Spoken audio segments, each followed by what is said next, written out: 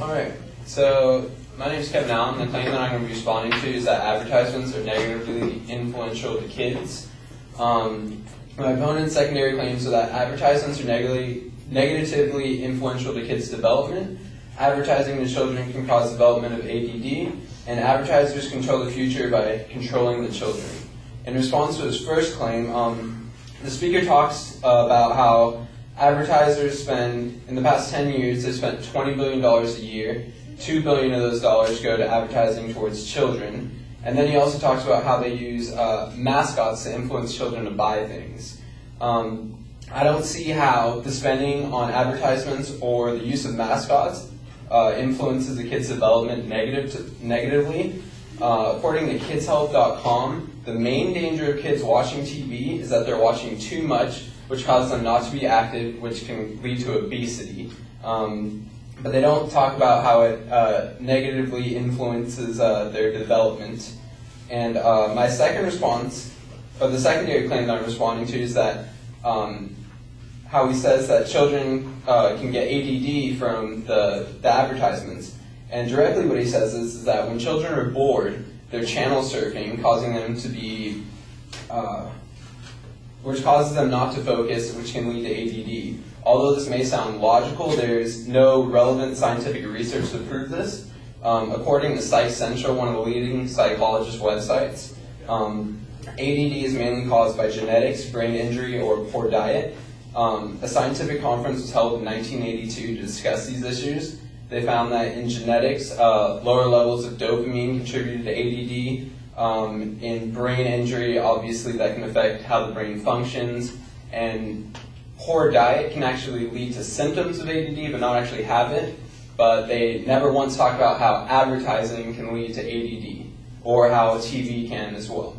To respond to his third claim, that advertisers control the future by controlling children, the speaker says that advertisements lead to brand loyalty, which makes children always want these brands. Although advertisements can make children want certain things, this in no way reflects the topic claim that advertisers control the future. Just because a child wants a Happy Meal when he's younger because he saw it on TV, doesn't mean they're going to be buying Happy Meals for the rest of their lives. Doesn't even mean they're going to be going to McDonald's for the rest of their lives. So, personally, I don't see how the advertisements are controlling the future of the children. So, that is my response, and thank you.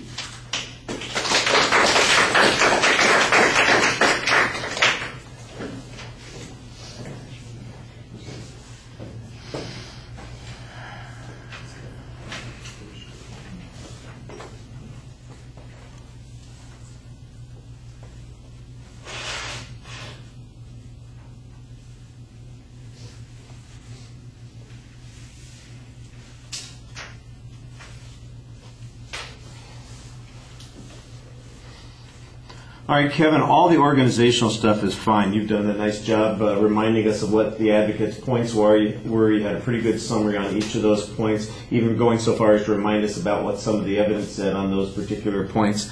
I thought that, so when it came to signposting, you were doing a good job. On the first point, your claim is sort of phrased, your counterclaim is sort of phrased as a question, but basically you have a quote that's talking about this that says there are really other things that are more important to worry about. That's kind of a very indirect way about talking about that issue. I think if you had more criticism that was direct of the evidence that the advocate used, it would be a little bit stronger, or perhaps a suggestion like you did on your second point about other causality, that might have been a little bit more convincing. As it was, I mean, it's an okay point and it's a response, but it's not a particularly convincing point. On the second point, though, I thought you did a very good job with the ADD thing. You pointed out that the advocate didn't really present any evidence. They just made an argument that sounded reasonable, but you had a good counterclaim that suggested that it was caused by other things. You had a piece of evidence that indicated there were probably 3 or 4 other factors. And when you contrast that to the argument that the advocate presented, that gives your position a lot more credibility on that point.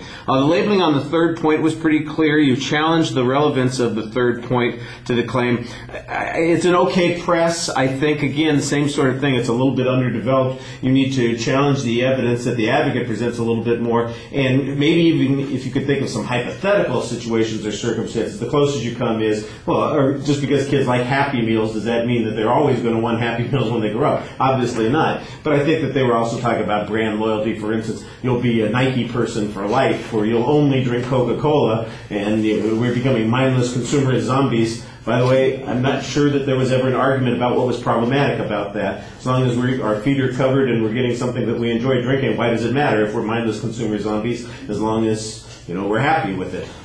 There should be some explanation about what's harmful about that, and I think that's a good press to make too. So you did a very nice job speaking to the audience and explaining ideas. Could be a little bit more forceful in developing some of the responses. Thank you very much for starting us off. I know it's always